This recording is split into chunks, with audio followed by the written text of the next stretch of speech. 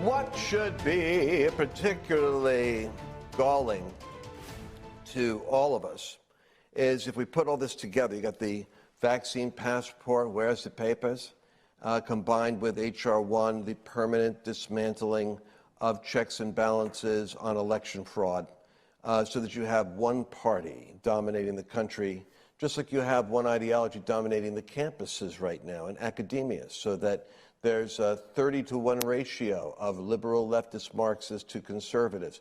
How did this happen? Well, it happened while, like Jesus talked in the parable, while men slept and enemies sowed these things. So while good, trusting Americans went on with their life, there were termites in the house. And now we're discovering how much of the infrastructure can collapse. We have this H.R. 5, this Equality Act, which is, I say it's the Transgender Supremacy Act because they're using the transgender part of the LGBT formula along with BLM, which are two activist groups that have been able to carve a wedge like a panic attack into the heart of civilization in the West, where people are afraid of seeming to be intolerant. And so that naivety and that goodness is taken advantage of by shrewd people, so that they force you to cooperate and cooperate until you sign off your freedom and give your wallet and your house and your children to their control.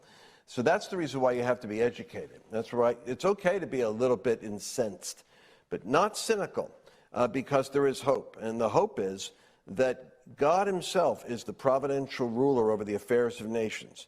And America is in a period of time now, if I could put it this way, when all this started, I happened to just randomly open up my Bible one day and I saw, now the axe is laid to the root of the tree. It was John the Baptist. And when God wants to introduce his kingdom, he starts by giving you an expose of the rottenness of the fruit and the connection to the root. And I think for many Americans now, we're getting a baptism in civics, a baptism in electoral college and citizen responsibility. And my gosh, the left has learned how to dominate those mighty the mountains of culture in academia and media, entertainment. And now we're finding government and big business are a big threat. And Joe Biden is taking the reforms that are happening in Georgia. So remember, there was so much anger and backlash over the fact that Stacey Abrams got away with compromising the election integrity by rules. And Raffensperger, that nut job actually signed off on it, and Kemp, as governor, allowed this to happen. So when the election came off the wheels and we began to look at fraud going on in Georgia, and you see these ballots coming out from under desks in luggage containers, and it looked like there was a complete fog machine came in and covered that whole story and obscured it, so that January 6th, with a couple of people, zealots going into the Capitol, became the shriek of, you thought it was like 9/11 with the Twin Towers coming down, but it wasn't. And so you have Biden now swinging around and attacking Georgia, because the backlash in Georgia was the citizens in Georgia said, we've got the legislator, we've got the governor, the Republicans are a stronghold here. What are we doing? And so they're correcting that and saying, okay, we're going to have voter integrity, we're going to have voter laws. And basically they're going to have standards for what they're doing to make sure that the election can be done fairly, but generously. That means that instead of closing at 5 o'clock, it's going to go to like 7 o'clock at night, and nobody can get bribed and paid off, for voting a certain way like the Democrats were doing. So you can't give people gifts. And that's the reason why you can't give them food, water, or cash while they're in line. But you can bring water and you can access water. And so what the Democrats have done is they've lied about all of it in order to make it sound like it's racist, which is what their favorite line is. Either a homophobe, Islamophobe, or a racist. And so, of course, people back up. I'm not that. And what I want you to catch is that Biden has actually gone so far as to lie about. Do we have a clip of him here talking about this? No, we don't.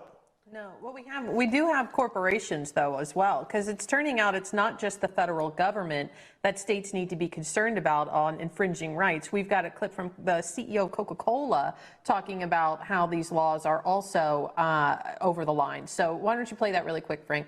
Let me be crystal clear and unequivocal. This legislation is unacceptable. It is a step backwards, and it does not promote principles we have stood for in Georgia around broad access to voting, around voter convenience, about ensuring election integrity. And this is frankly just a step backwards.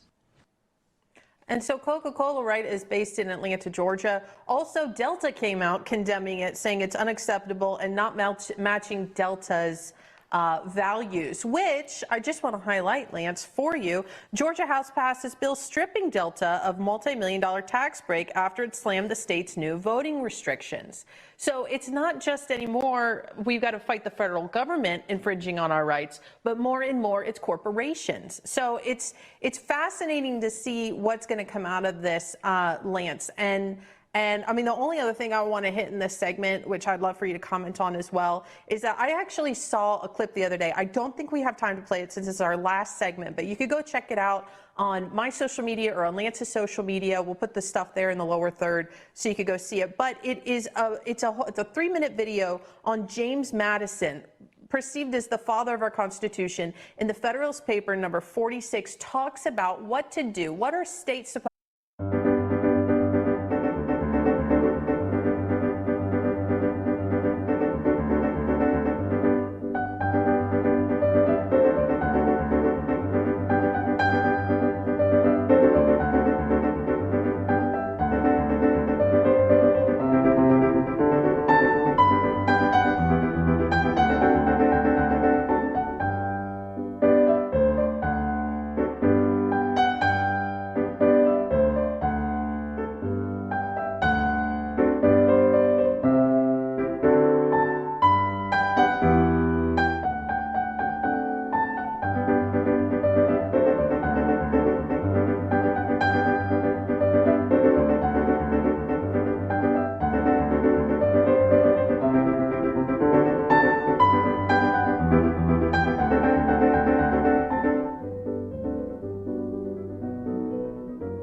to do when the federal government has gross overreach? And so he breaks it down into 4 things. I'm going to read them to you. First, it's protests on a large scale. Then, second, it's non-compliance. And then the third thing is you need to have outspoken governors. And then the fourth is state legislators need to pass laws that counteract what the federal government is trying to impose. And I find it fascinating because I just found it, but you think how this is playing out with governors like Ron DeSantis, Lance, yep, where he just came out recently saying, no, we're not doing the vaccine passports here. No, we're not going to do the masks here. And then great governors like Governor Greg Abbott. I just wonder what this is really going to shape up into more and more.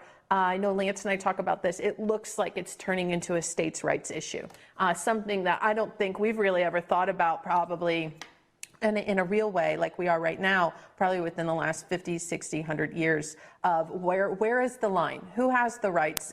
Is it the federal government? Is it a state? And so it's very interesting. This Federalist Paper 46 really talks about that. So anyways, Lance, just wanted to throw that in there, and I would love your thoughts on it as well. Yeah, and I want to hit this thing hard because what you have is Biden lying. And it's not even him. The Democrats are liars, and you have to catch them and expose it. Now, all politicians are motivated by manipulating language, but the left does it right in your face. I want to make sure you hear this. The reforms in voting in Georgia actually make the vote more integrous. The steps that they're taking are the result of a bipartisan study done by Republicans and Democrats about how to avoid fraud. Jimmy Carter and James Baker put the list of initiatives together. They said voter ID, which 80% of America wants. You have to have ID to get on a plane on Delta or American Airlines, but American Airlines and Delta are saying that Georgia should not have any ID when it comes to electing their favorite money bags in Washington. By the way, remember that it's Washington bureaucrats that help fund and keep these airlines going during economic downturn. So Coca-Cola is, Woka-Cola is now working against conservatives and evangelicals and pro-life Catholics. Coca-Cola and the big corporations, Delta, American Airlines, American Express, this is a dangerous moment in American history because the globalist elites that hated Trump, they have their money in the global economy, not in America. Their vested interest is all over there. Citizens of Davos and citizens of the world.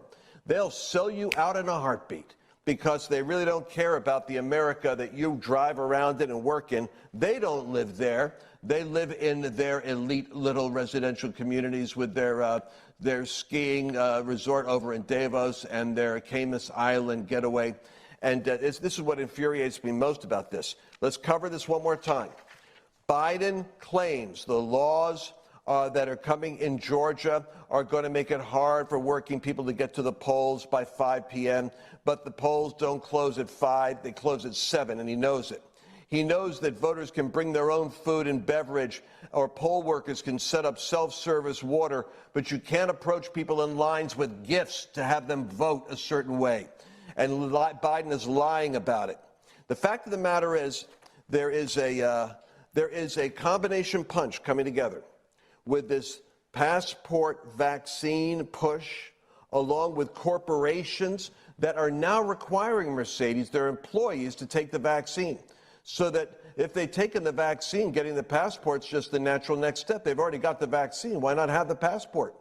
So corporations are requiring their employees. They're bringing the vaccination process into the woke corporation so that you're going to have to submit to the woke ideology of the vaccine. By the way, it's not good that the All-Star game has been removed from Georgia because Biden said, let's hit them in their economics. Let's make them suffer. And so he says, pull out Major League All-Star Baseball. And so now you've got the baseball All-Star game, a major source of economic vitalization for Atlanta, taken out. And I'll tell you the story they're not covering. The great Hank Aaron, the home run hero that should have been at that All-Star game, died, just 2 days after his vaccination. We don't see any causative relationship. It's just unfortunate that the vaccine and Hank Aaron are linked by 2 days. Who knows what the real results of this vaccine are? That's why we don't like being forced to do something that in America we should have a choice on. But Biden will destroy every state's economy one way or another. Nevertheless, LanceWallnau.com and Mercedes Sparks. Stay in touch because we're telling you the truth as it is.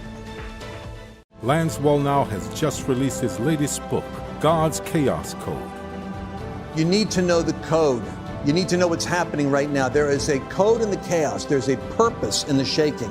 Once you see this, it's going to give stability and strength to you. God is literally raising up an awakening generation right now. It's hidden in the code. You need to know the code. Order God's Chaos Code now at godschaoscode.com.